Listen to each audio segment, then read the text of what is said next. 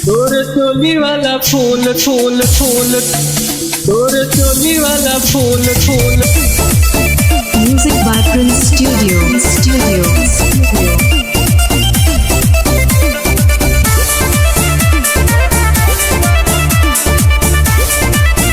तोर चोली वाला फूल। बाबू हम ही चिकनी चमेली, नंबर मांगो है हजारों छोड़ा डेली। दिल ढूंढी नहीं मैं ढूंढी नहीं, चाहे लिख दिल भी अपन हवेली। अच्छा तो कारी कारी अखिया तोर लंबा लंबा चूल, तोर चोली वाला फूल दोनों लागो गुल गुल। तोर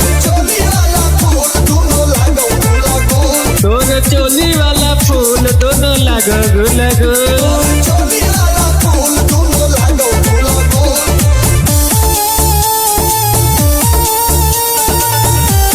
Music by Prince Studio. तोर चोली वाला फूल फूल फूल, तोर चोली वाला फूल। तोर कॉलेज में ढेर छोड़न पढ़े लगल, तोर जवानी देखी छौड़ी पानी चढ़े लगल, पानी चढ़े लगल, चढ़े लगल।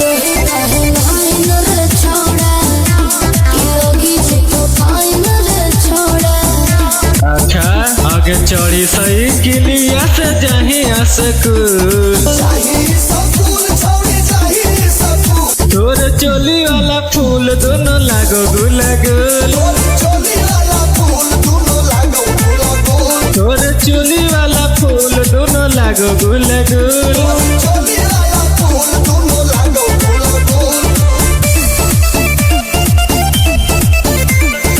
Music by Prince Studio.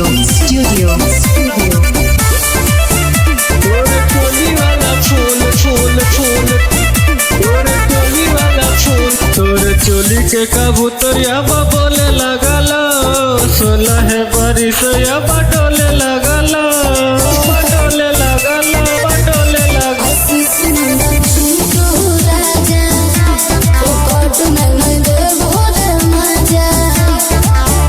मगे चले ना पीले गो ठंडा ठंडा रेड बुल। तोर चोली वाला फूल दोनों लागो गुल गुल। तोर चोली वाला फूल दोनों लागो गुल गुल।